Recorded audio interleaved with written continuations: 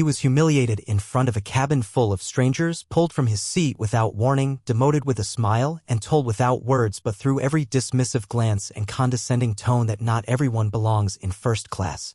There was no explanation, no apology. Just practiced, clinical dismissal at 36,000 feet. No one asked his name. No one cared who he was. That was their first mistake. This isn't a story about a flight gone wrong, it's about what happens when power chooses not to announce itself. When it doesn't wear a flashy watch, doesn't strut, doesn't raise its voice. Because when it finally speaks, it flips everything on its head. While the crew chuckled, while passengers whispered and someone muttered he should have stayed in his place, they all assumed they were watching just another incident. Another black man quietly brushed aside. Another injustice forgotten by the time they touched down. But they had no idea what was coming. What started as prejudice was about to transform into something unforgettable. Something no one on that aircraft would ever erase. At Northport International, Gate D14 shimmered with understated elegance. Polished marble floors gleamed beneath soft recessed lights. Glass walls framed jets like sculptures, and business travelers in wool coats and cashmere scarves drifted through with practiced grace. The velvet rope separating first class from the rest wasn't just a barrier, it was a statement. A line drawn in class, culture, and assumption. Julian Mercer adjusted his platinum cufflinks, their subtle shine catching the warm light overhead. He walked through the gate with the ease of a man who had crossed that threshold many times before, not because he flaunted status, but because he earned it. He handed his digital boarding pass to the gate agent, and as it beeped green, he caught it. The flicker. That micro-expression behind her smile. A delay so brief most wouldn't catch it, but Julian noticed. He always noticed. He nodded politely and continued onto the jet bridge, letting the unease roll off his shoulders.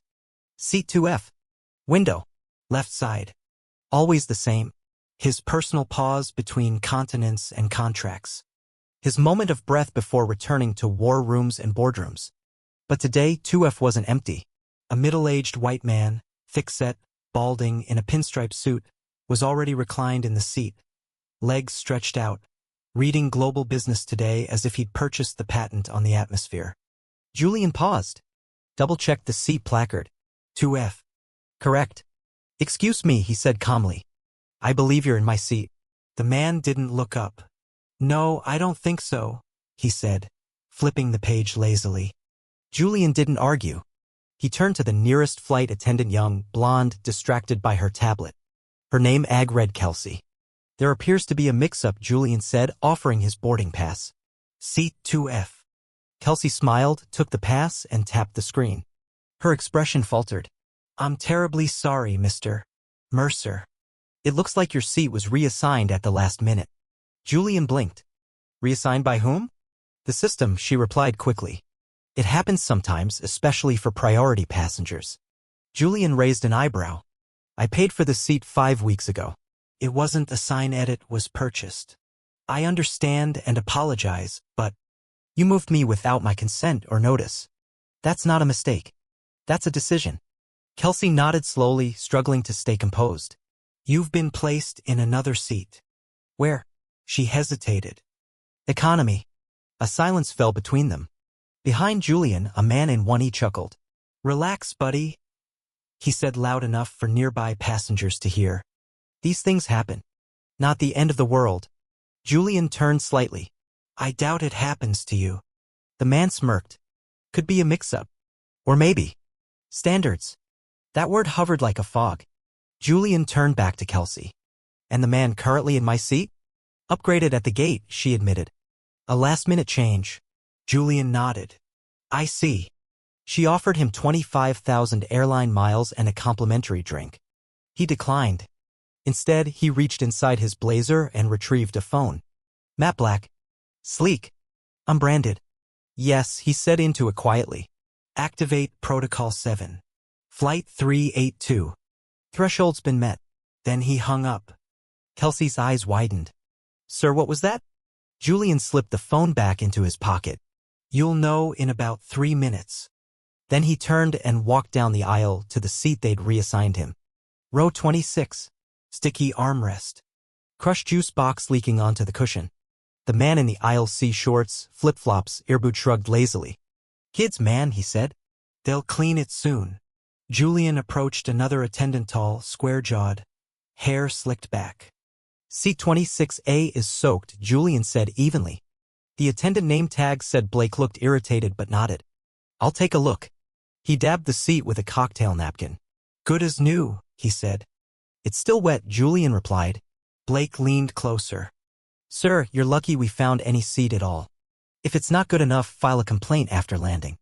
Julian said nothing. He sat, calm, controlled, but alert. He opened his laptop, encrypted, carbon shell, custom built. But before he could resume work, it happened. A cold splash across his chest. Sparkling water. Soaked his shirt. Fried his laptop. Standing over him, Blake holding an empty bottle. His face twisted into mock concern. Oh no, he gasped. Turbulence. My elbow slipped. The flight had been smooth. Julian looked up slowly.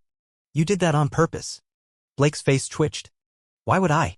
Julian didn't answer. He didn't have to. Sir, Blake said. I suggest you lower your voice. Or I'll notify the captain. Notify whoever you need to, Julian said calmly. Just understand Thizia crossed a line. Passengers turned away. A woman sipped Chardonnay and rolled her eyes. Can we keep it down? Another man nodded. No one wants drama, man. Julian said nothing. Just sat back. Eyes focused forward. Moments later, another crew member arrived. We have a seat up front, she said. Not quite first class. Julian followed her without a word. He passed a young white couple being escorted into the premium comfort section with laughter and handshakes. He was taken to seat 10C, just ahead of economy, right next to the lavatory. Window shade broken. Screen cracked. He sat. Then came the ID check.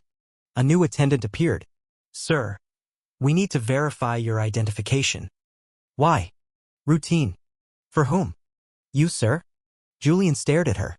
Then, without a word, handed over his license and global entry card. They studied it like it was fake.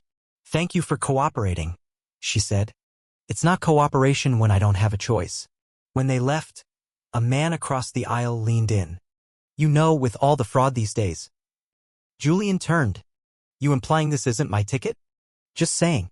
You looked surprised. No, Julian replied. Just tired. Tired of what? Of having to prove I belong in a place I already paid for. The man raised his hands. Hey. Just an observation. Julian leaned slightly forward. Your observation is dressed in bias and tied with a bow of politeness. The man scoffed. You people make everything about race. Julian nodded. Because it always has been. You just don't like hearing it. Later, during meal service, Blake returned. Pasta or chicken? Pasta, Julian said. Out. Chicken then. Reserved for a medical request. Vegetarian? Compromised. Safety protocols. So, Julian said, the only seat without a meal is mine? Seems that way, Blake replied with a smile and pushed the card away. Julian didn't blink. Instead, he tapped his phone. Activate Protocol B13, he whispered. They've crossed the line. Miles below, at Mercer Holdings HQ, alerts triggered. Legal. Media. Compliance. All activated. Within 15 minutes, the cockpit received a secure ping. Captain Reeves opened a confidential file. Julian Mercer. CEO. Mercer Holdings.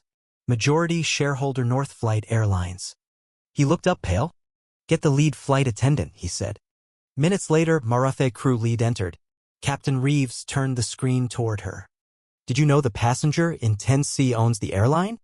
Her mouth dropped open. Effective 3 weeks ago, Reeves continued. He has full executive oversight. Her legs nearly buckled.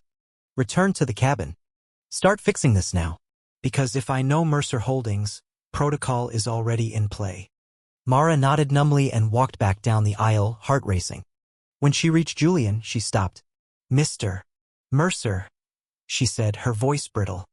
The captain has asked if you'd be willing to join us up front. Julian stood, adjusted his cufflinks. Thank you, he said. No gloating, no grand gesture. Just gravity. The passengers watched in stunned silence. Back in the cockpit, Julian opened a secured tablet and activated an executive command. Following crew members are to be detained post-landing, he said. Mara Collins.